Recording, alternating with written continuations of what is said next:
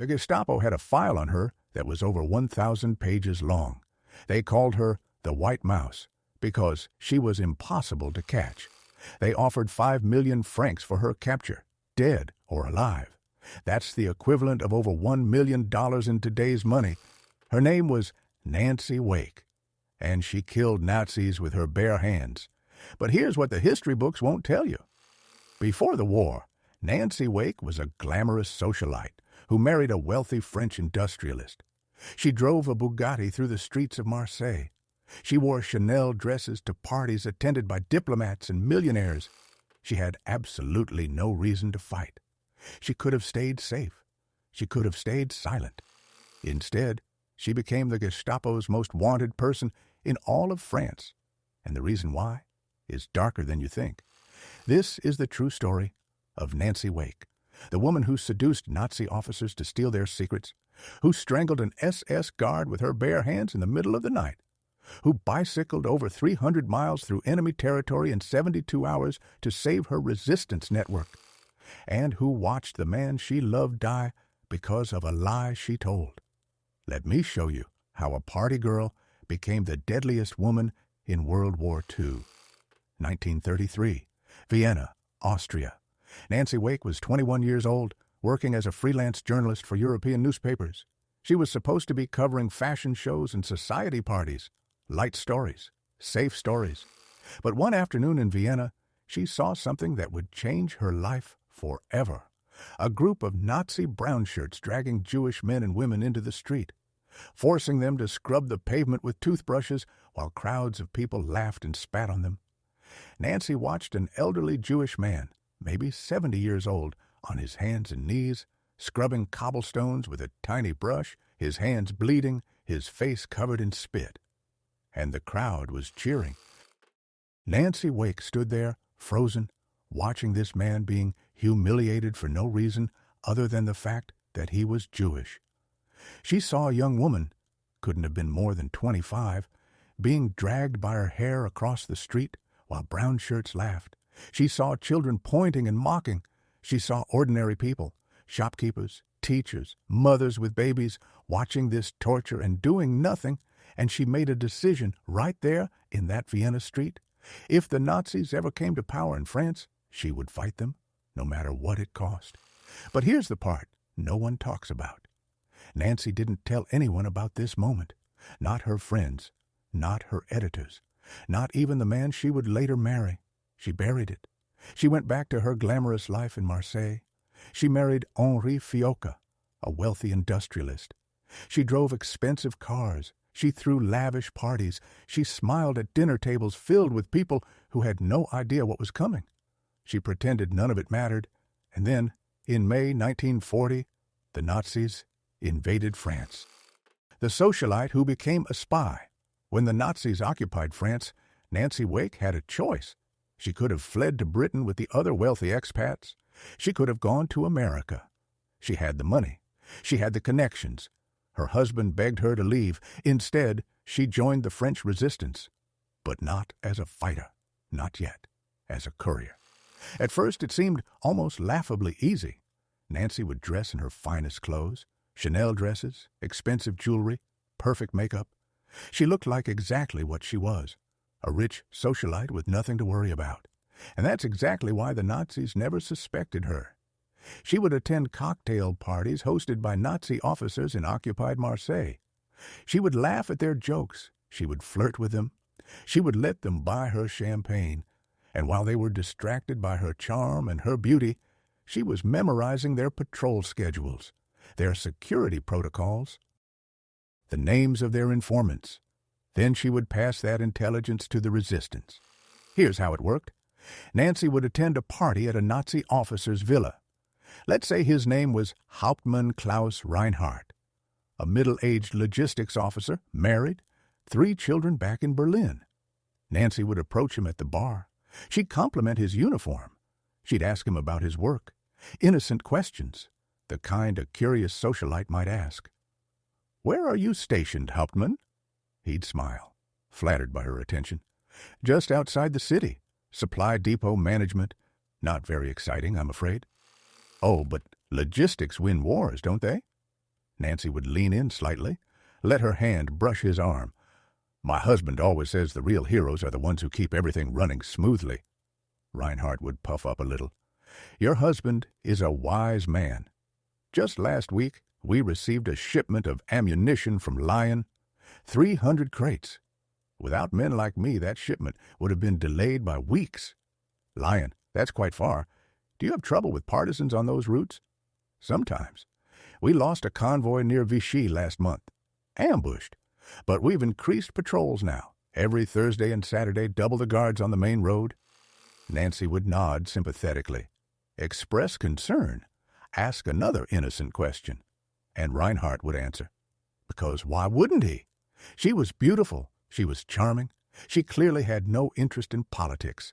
Just a bored housewife making conversation at a dull party. But Nancy was recording every word, every detail, every offhand comment about troop movements or supply routes. And the next day, she would bicycle 40 miles into the countryside to deliver that intelligence to a resistance cell. They would use it to plan ambushes, to sabotage supply lines, to kill Nazi soldiers. 3 weeks after that party, a resistance team ambushed a German convoy on the main road near Vichy. It was a Thursday. Double guards, just like Reinhardt said. But the resistance was ready. They killed 17 German soldiers and destroyed 3 trucks full of ammunition. Hauptmann Klaus Reinhardt never knew that the woman he flirted with at that party was responsible for the deaths of his men. But here's where the story gets darker. Nancy's husband, Henri, knew what she was doing, and he supported her. He used his factory connections to help smuggle Allied airmen out of France. He funneled money to resistance networks. He risked everything to support her work. And Nancy let him. She let him believe that if they were careful, they could survive the war. That if they just stayed one step ahead of the Gestapo, they'd make it through. She lied to him, because deep down, she knew the truth. The Gestapo was closing in, and when they found her, everyone around her would die. By 1943, Nancy Wake had become a legend in the French resistance. She had smuggled over 1,000 Allied airmen out of occupied France. She had helped organize dozens of sabotage operations. She had personally delivered intelligence that led to the destruction of Nazi supply depots, train lines, and communication networks. The Gestapo knew someone was feeding intelligence to the resistance. They just didn't know who. They called her the White Mouse, because every time they got close to catching her, she slipped away. But they were getting closer. Nancy began noticing the signs. Gestapo checkpoints appearing on roads she normally used. Officers asking questions at parties, casual questions but pointed. "Where were you last Thursday?" "Do you know anyone in Lyon?" "Have you ever been to the countryside near Toulouse?" One night at a dinner party, a Gestapo officer named Sturmbannführer Werner Koch sat next to her. He was polite, charming even. He asked about her husband's business, about her travels before the war, about her friends. And then, almost as an afterthought, he said, "You know, Madame Fiocca, we've been tracking a very clever spy, a woman. We call her the White Mouse. She's been operating in this region for over 2 years. Quite remarkable, really. I almost admire her." Nancy smiled, sipped her wine. "How thrilling. It sounds like something from a novel." Koch studied her face. "Yes, a novel. We believe she's someone who moves in high society. Someone no one would suspect. Someone someone who attends parties like this one." Nancy's heart was pounding, but her face remained calm. "Then I suppose we're all suspects, Sturmbannführer?" Koch laughed. "I suppose so." But Nancy knew. They were narrowing down the list. And then, one night in November 1943, the Gestapo raided a resistance safe house in Marseille. They found a notebook. Inside that notebook was a list of couriers. Nancy's code name, Helene, was on that list. The Gestapo now had a name. They just needed a face. Nancy had maybe 48 hours before they connected Helene to Nancy Wake. And when that happened, they wouldn't just arrest her. They would arrest Henri. They would arrest everyone she'd ever spoken to. They would torture them for information. She had one choice: run. But here's the part that haunts the story. Nancy didn't tell Henri she was leaving. She couldn't. If the Gestapo suspected he knew where she'd gone, they would torture him until he talked. The only way to protect him was to make sure he genuinely had no idea where she was. So on the night of November 16th, 1943, Nancy Wake kissed her husband goodbye. She told him she was going to visit a friend in the countryside. She'd be back in a few days. Henri smiled, kissed her forehead. "Be careful." "Always," she said. She never saw him again. Nancy fled to the Auvergne region in central France, where she joined a Maquis resistance group, rural guerrilla fighters living in the mountains. She thought she'd be safe there, hidden. She was wrong. In April 1944, just weeks before D-Day, disaster struck. The resistance group's radio operator was killed in a German raid. Without a radio, they had no way to communicate with London, no way to coordinate with Allied command, no way to call in airdrops of weapons and supplies, and without weapons, they couldn't fight. The nearest functioning radio was in a town called Saint-Saëns, over 150 miles away, through Nazi-occupied territory, through checkpoints, through patrols. Someone needed to get to that radio and send a message to London. "We need weapons. We need them now." Nancy volunteered. She didn't have a car. She didn't have forged travel papers. All she had was a bicycle, so she rode 150 miles through the mountains of central France in under 72 hours. Let me put that in perspective. The Tour de France cyclists, elite athletes riding the best equipment in the world, average about 15 miles per hour over mountain stages. Nancy Wake, a 32-year-old woman with no athletic training, riding a single-speed bicycle through enemy territory, averaged over 2 miles per hour faster. She rode through the night. No lights, no stops. When Nazi patrols appeared on the road ahead, she would veer off into the woods, hide her bicycle, and wait in the dark until they passed. Then she'd get back on and keep riding. At one point, around hour 40, she came around a bend and saw a German checkpoint directly ahead. 4 soldiers, a truck with a mounted machine gun. There was no time to turn around. They'd already seen her. Nancy kept pedaling, slowly, casually, just a local woman on her way to market. One of the soldiers stepped into the road, raised his hand. "Halt!" Nancy stopped, smiled. "Good morning, gentlemen." The soldier looked her up and down. "Papers?" Nancy handed him a forged identity card. The name was Marie Deschamps, farmer's wife from a village 10 miles south. The soldier studied the card, looked at Nancy, looked back at the card. "Where are you going?" "To visit my sister in Courpierre. She's just had a baby." "On a bicycle? That's 30 kilometers." Nancy shrugged. "Gasoline is expensive." The soldier stared at her for what felt like an eternity. Then he handed back the card. "Go." Nancy thanked him, got back on her bicycle, pedaled away at a steady, unhurried pace. She didn't look back. Her hands bled from gripping the handlebars. Her legs cramped so badly she could barely walk when she finally reached Saint-Saëns. But she made it. She sent the message to London, and 2 days later, Allied planes dropped canisters of weapons, ammunition, and explosives to the Maquis.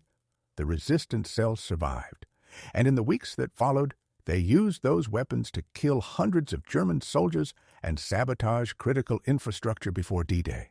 But here's what Nancy didn't know at the time. While she was riding through the mountains, the Gestapo had finally caught up to her husband, Henri.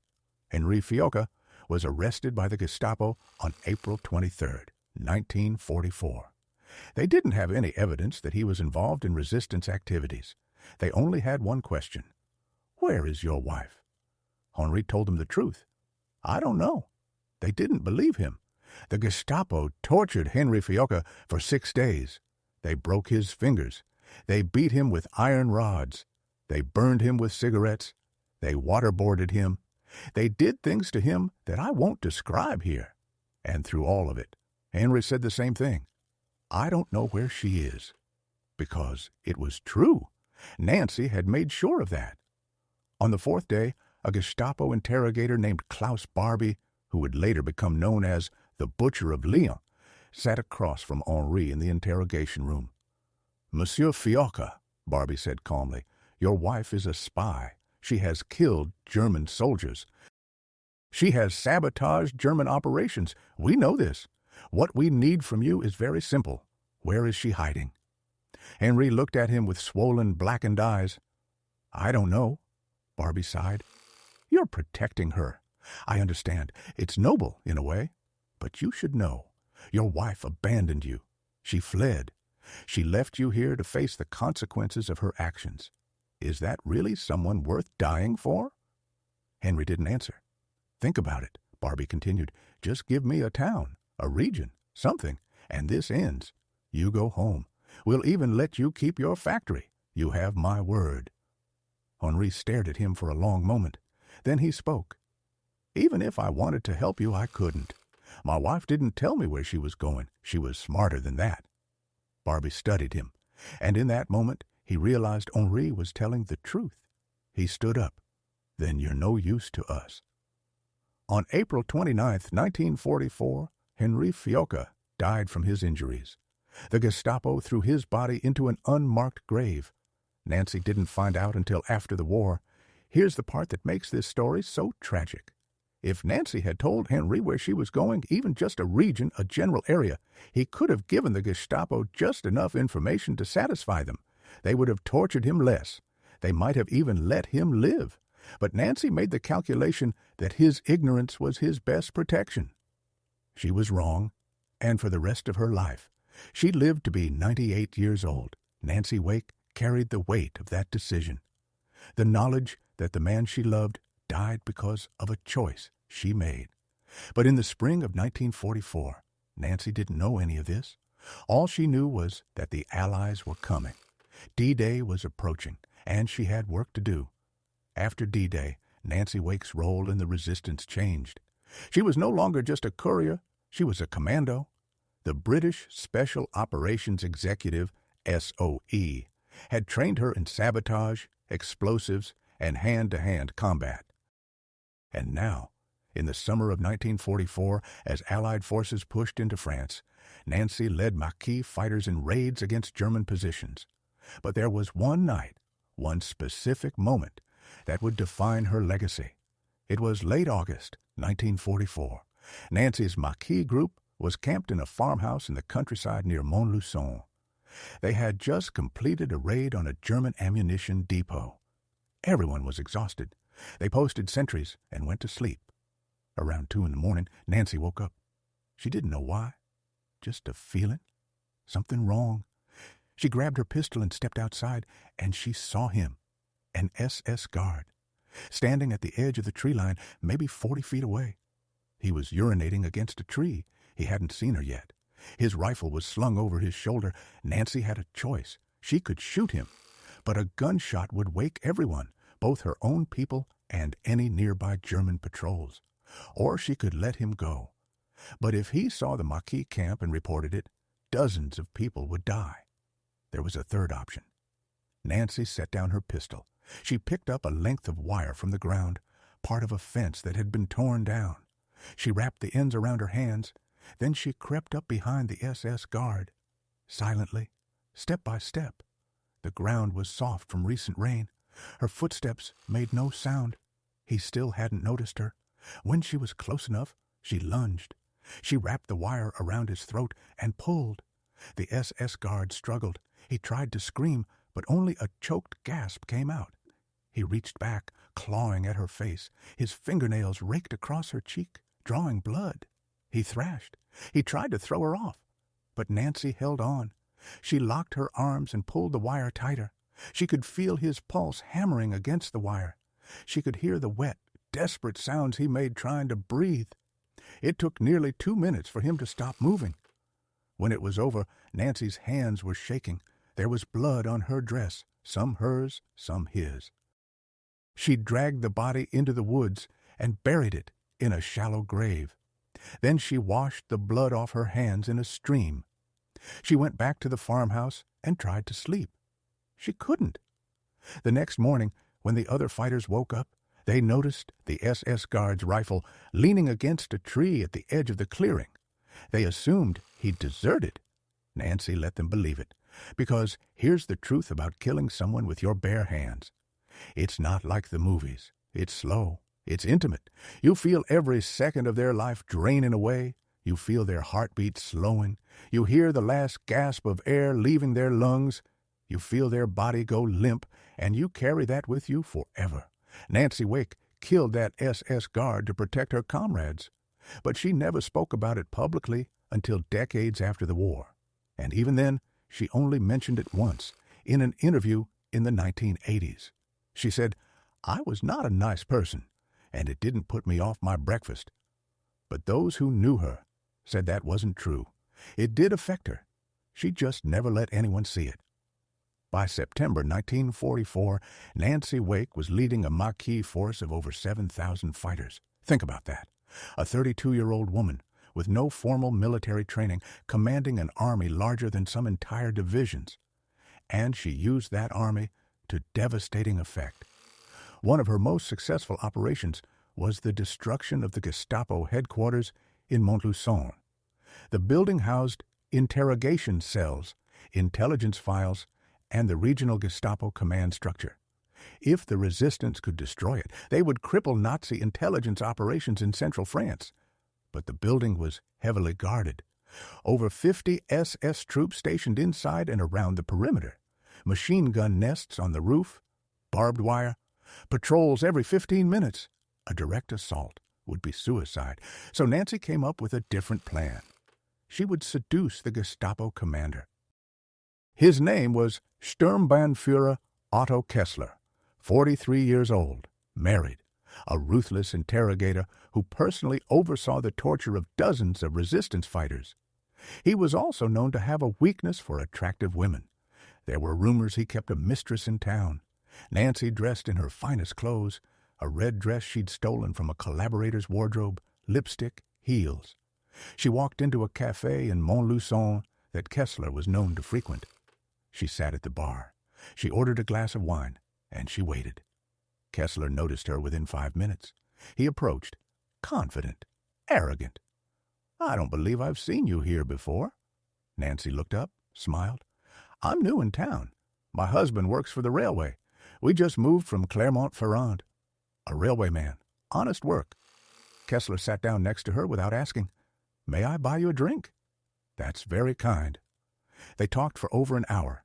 Nancy played the part perfectly. A bored housewife, unhappy in her marriage, looking for excitement. She laughed at Kessler's jokes. She touched his arm when he said something clever. She leaned in when he spoke, as if fascinated by every word. And Kessler ate it up. He bragged about his work. He told her about the criminals he was interrogating. He described the security measures at Gestapo headquarters. "We have the most secure building in the region. Machine guns on every corner, guards at every entrance. Not even a mouse could get in without us knowing." Nancy laughed. "It sounds terrifying."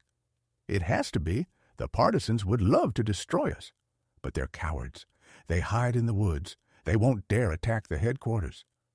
"How many guards do you have?" 50, maybe more. And we rotate patrols every 15 minutes. North entrance, south entrance, rear courtyard, like clockwork. Nancy memorized every word. When Kessler suggested they meet again the next evening, perhaps dinner? Somewhere more private? Nancy agreed. She gave him a fake name, a fake address. She promised to see him tomorrow night. She never saw him again, but she didn't need to. She had everything she needed. 2 days later, Nancy's Maquis fighters used the intelligence she'd gathered to launch a raid on Gestapo headquarters. They knew exactly where the guards were stationed. They knew exactly which doors were reinforced and which weren't. They knew exactly where Kessler's office was.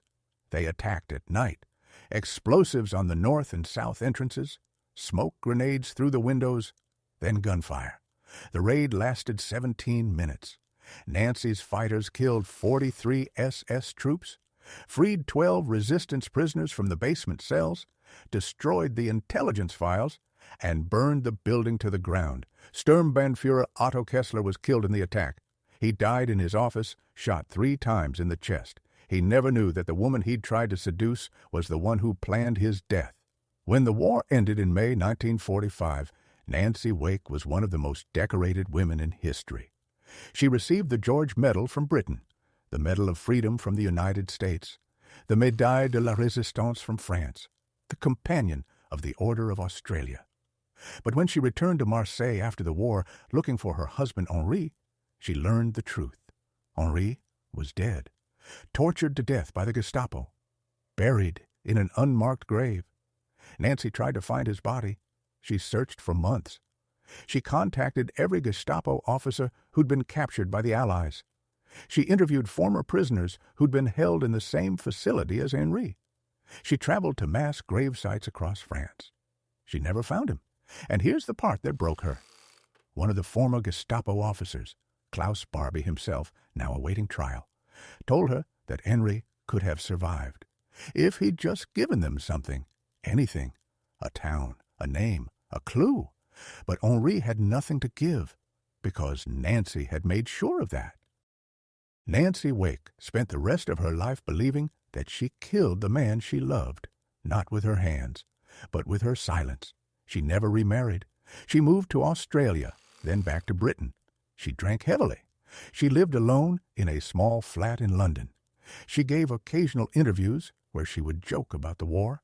I killed a lot of Germans and I'd do it again. But those who knew her said the jokes were a shield, a way to avoid talking about what the war had really cost her. In 2011, Nancy Wake died in a London nursing home at the age of 98. She had no children, no close family, no one at her bedside when she passed. Her ashes were scattered in the hills of central France near the region where she'd fought with the Maquis. So, what do we make of Nancy Wake? Was she a hero? Absolutely. She saved hundreds of lives. She killed Nazis. She risked everything to fight fascism when she could have stayed safe. But was she a saint? No. She manipulated men. She lied to the people she loved. She made decisions that got people killed. And that's the truth about heroes. They're not perfect. They don't make morally pure choices. They do terrible things for good reasons. They carry the weight of those choices for the rest of their lives. Nancy Wake strangled a man with her bare hands. She seduced Nazi officers and sent them to their deaths. She lied to her husband to protect him, and he died because of that lie. And she saved over 1,000 lives. Both things are true. History wants to make her into a myth. The fearless spy, the glamorous resistance fighter, the woman who laughed in the face of danger. But the real Nancy Wake was more complicated than that. She was brave, she was ruthless, she was haunted, she was brilliant, she was broken, she was human, and maybe that's the lesson, that the people who change history aren't superhuman. They're just people who, when faced with an impossible choice, make a decision and live with the consequences. Nancy Wake saw an old Jewish man being humiliated in a Vienna street in 1933, and she decided that if that evil ever came to her country, she would fight it. She kept that promise, and it cost her everything.